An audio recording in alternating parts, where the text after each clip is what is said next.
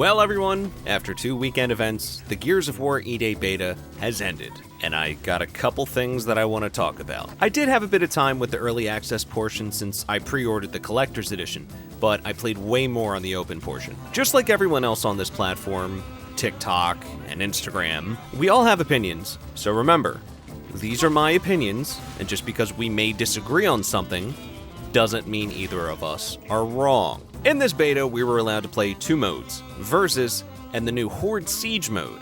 I'll talk about each of them now. Versus, or PvP, is the bread and butter of Gears of War in my eyes at least. Started on Gears of War 1 with PvP and still a fanatic ever since. So there's not much to say right now, but it's definitely Gears of War PvP with casuals, sweats, and the annoying players, which usually are the sweats. And look, I can get a bit sweaty myself, but you know. With only 2 maps and game types to mess around with, I don't have much to say. It's Gears of War PvP.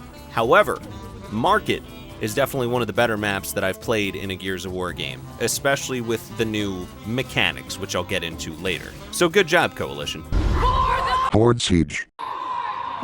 This is the biggest change to Horde, and honestly, a welcome one in my eyes. If you've played Helldivers, you're gonna feel right at home, but with some extra or maybe less steps. You have 3 teams of 4 people on each team on different parts of a big map and have a main and side objectives to complete before you can extract. Now, there's 3 difficulties as well as 3 different styles to play Horde Siege. Instead of casual, hardcore, and insane, we have Rookie, Infantry, and Commander. And for the different styles, we have Blitz, which is shorter missions, Siege, which is standard length, and Horde, which is apparently relentless waves of enemies. And I did not play that during the beta because I feared it was going to be a mode that never ends. I still don't know to this point, so I'll look it up now. All right, I just looked it up. So it's 10 waves of Horde, and then you extract. So that's cool. You can customize your class, which there's 4 of, also your weapons, like adding attachments to them, and even get upgrades for your squad while you're playing. Your team also has a pool of lives or retries if every member in the squad dies. And being that there's 2 other teams, you can run into the other squads and assist or just stare at them from a distance like I've seen a couple times playing. There's a bunch of different missions such as secure this area, transport this over to this area, wave defense like normal Horde, or high-value targets. They even throw in some special events where a larger locust will come in to spice things up, like a Corpser or a Brumok. There's more, but maybe I'll make a video on the full release. But long story short for now, it's a lot of fun, and a fun little extraction version of Horde. Now, I would still like a normal version of Horde for, like, you know, the regular multiplayer maps, but it may not be a thing. However, I enjoy what they have here so far. Now, for the overall feelings about the beta and E-Day so far, the good. Right off the bat, the visuals are pretty damn good. Unreal Engine issues aside, it's nice to look at. Destroyed beauty to a T. Emergent souls get a little red glow now to be noticeable amongst the monotone environments. The gore is top-notch and even more brutal than some of the previous entries in the franchise. Executions are especially over the top. We got 2 curb stomps now! Weapons, characters, and the Locust all got updated or redesigned completely. Boomers are now absurdly large and tanky, and surprisingly can be chainsawed now. The drones even look a little bit more monstrous. And we have a couple new variants of Locust to look at. There's a frog!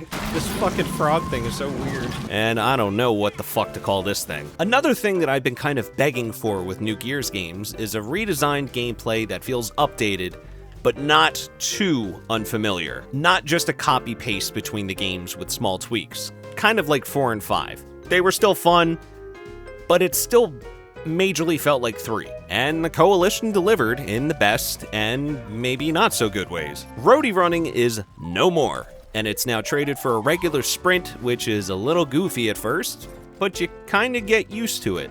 Don't get me wrong, it's still weird. Controls are rearranged to introduce new mechanics like climbing higher pieces of cover, sliding, and jumping.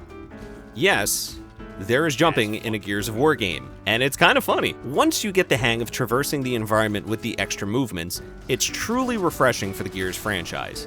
However, sprinting Locust foot stomps are absolutely terrifying.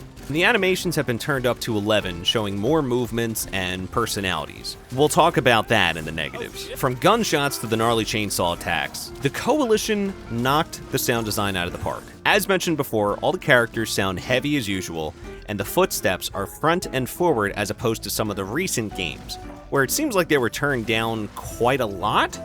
You can hear enemies and opponents running around to make countermeasures easier. Sprinting enemy footsteps are still terrifying. Now for the bad or questionable.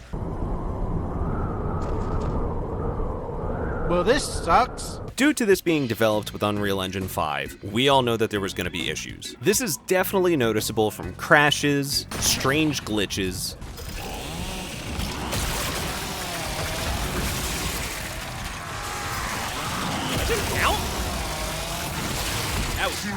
and most importantly, optimization issues. I only crashed a couple times, but I do know others had many instances. Due to the current issues related to the tech industry, greed, that's a whole other issue. Some people cannot afford to upgrade their PC specs and are at the mercy of DLSS or any other upscaling methods to make the game basically run. Even for me, on the first day, I can only run above like 60 FPS on ultra performance, but then 2 days later, I was running on native with no issues.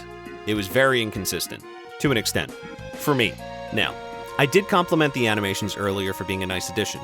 However, the game suffers from very slight delays at times and feels a bit clunky due to animations taking precedence over the gameplay. I definitely was getting the hang of it towards the end of the beta, but it can definitely throw you off, especially in a PvP setting where movement and timing is everything. For another game that has this issue, see Grand Theft Auto 5. You know what I mean.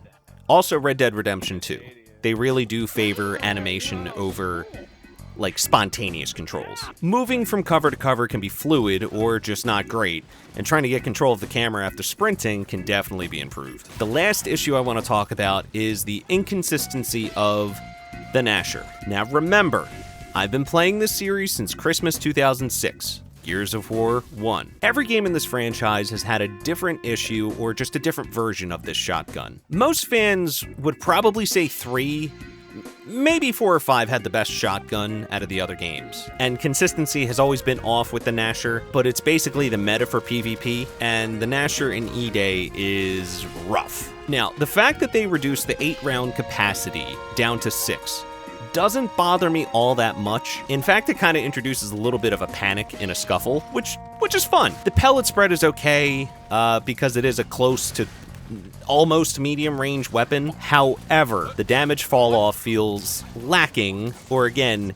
inconsistent. Now, it's not the sawed off from Gears of War 3, but fuck, it feels kind of close at times. And the biggest complaint is where the pellets hit on screen. From Gears of War 2 forward, when shooting, the pellets or the shot would come from wherever the barrel of the gun was on screen. You shove it into a locust, they eat the lead. The Coalition decided to shake things up a bit and make it so that the shots come from the center of the screen. This, as its own, is just a hot topic, and I've been seeing a lot of discourse and praise for it online. But I'm not a huge fan of it, and it kind of feels like a step backwards in advancing the series.